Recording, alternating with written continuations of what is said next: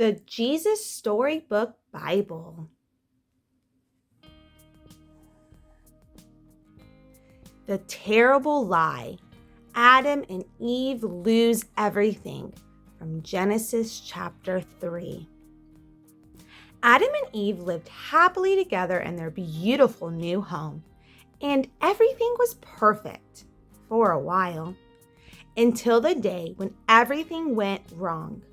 God had a horrible enemy. His name was Satan.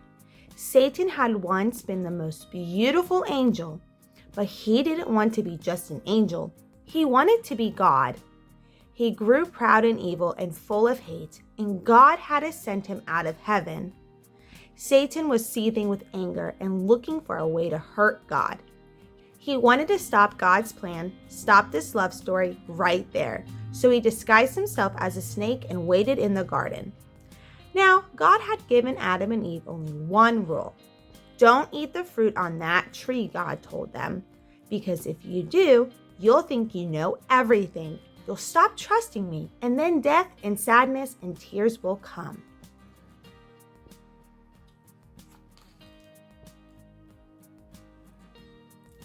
You see, God knew if they ate the fruit, they would think they didn't need him, and they would try to make themselves happy without him.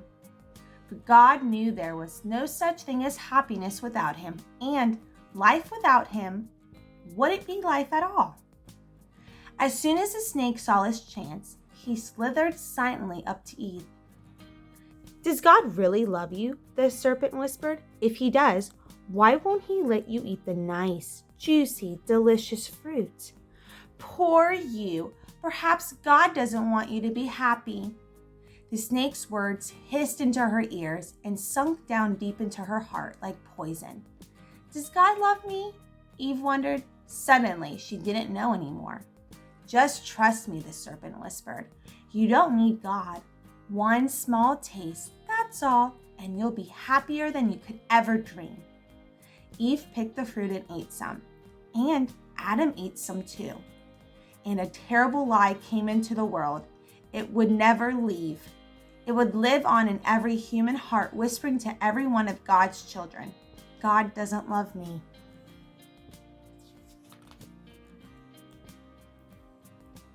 And it wasn't a dream. It was a nightmare. A dove flew from Adam's hand. A deer darted in a thicket. It was as if they were frightened by something. A chill was in the air. Something strange was happening. They had always been naked, but now they felt naked and wrong. And they didn't want anyone to see them, so they hid. Later that evening, as God was taking his walk, he called to them, Children! Usually Adam and Eve loved to hear God's voice and would run to him. But this time, they ran away from him and hid in the shadows. Where are you? God called. Hiding, Adam said. We're afraid of you. Did you eat the fruit I told you not to eat? God asked them. Adam said, Eve made me do it. What have you done? God asked. Eve said, the serpent made me do it. And terrible pain came into God's heart. His children hadn't just broken the one rule, they had broken God's heart. They had broken their wonderful relationship with him. And now he knew everything else would break. God's creation would start to unravel and come undone and go wrong. From now on, everything would die, even though it was all supposed to last forever. You see, sin had come into God's perfect world, and it would never leave. God's children would be always running away from him and hiding in the dark. Their hearts would break now and never work properly again. God couldn't let his children live forever, not in such pain, not without him. There was only one way to protect them. You will have to leave the garden now, God told his children, his eyes filling with tears. This is no longer your true home. It's not the place for you anymore. But before they left the garden, God made clothes for his children to cover them. He gently clothed them, and then he sent them away on a long, long journey, out of the garden, out of their home.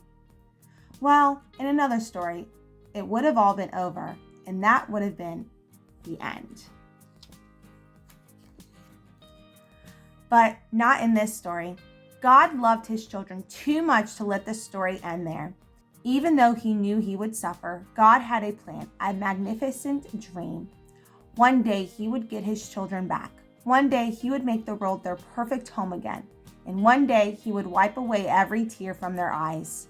You see, no matter what, in spite of everything, God would love his children with a never stopping, never giving up, unbreaking, always and forever love. And though they would forget him and run from him deep in their hearts, God's children would miss him always and long for him. Lost children yearning for their home. Before they left the garden, God whispered a promise to Adam and Eve. It will not always be so. I will come to rescue you. And when I do, I'm going to do battle against the snake. I'll get rid of the sin and the dark and the sadness you let in here. I'm coming back for you. And he would. One day, God himself would come. A new beginning. Noah's Ark from Genesis chapter 6 through 9. Time passed and many people filled the earth. Everyone everywhere had forgotten about God and were only doing bad things all the time. God's heart was filled with pain when he saw what had happened to the world he loved. Everywhere was disease and death and destruction, all the things God hates most. Now, Noah was God's friend, which was odd in those days because no one else was. Noah listened to God. He talked to God. He just loved being with God, like you do with your best friend. Noah, God said, things have gone wrong. People have filled my world with hate instead of love. They are destroying themselves and each other and my world. I must stop them. First, we'll build an ark. Do you know how to build an ark? Neither did Noah. Luckily, God knew, and he would show him.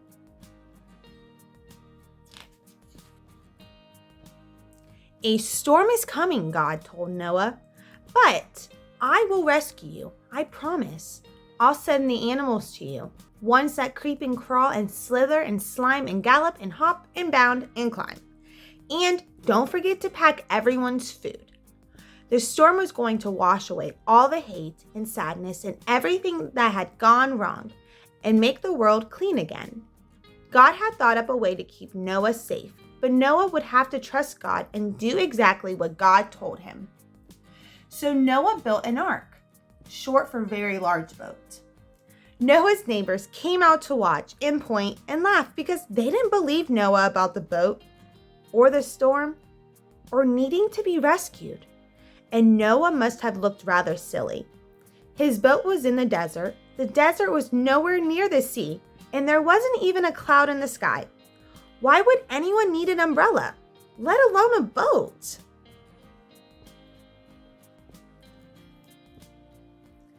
But Noah didn't mind so much what other people thought. He minded what God thought. So he just did what God told him to do. When the ark was ready, God said, "All aboard!" And Noah's family and all the animals climbed inside. Then God shut the door.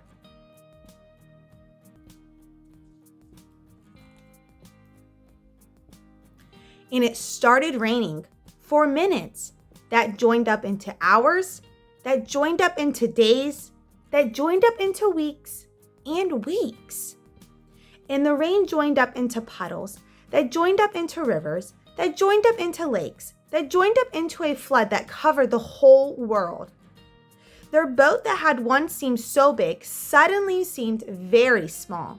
But in the middle of the huge storm and the crashing waves and all the thunder and lightning, through it all, God was with them. And God kept them safe for 40 long days and 40 long nights.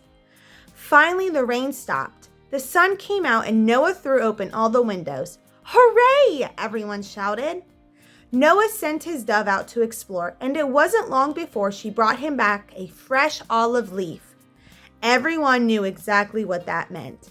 She had found a tree and land. The water was going down. At last, the boat landed quite suddenly on top of a great mountain. As soon as it was safe, God said, "Out you come!" And so they did, everyone skipping and dancing onto dry land.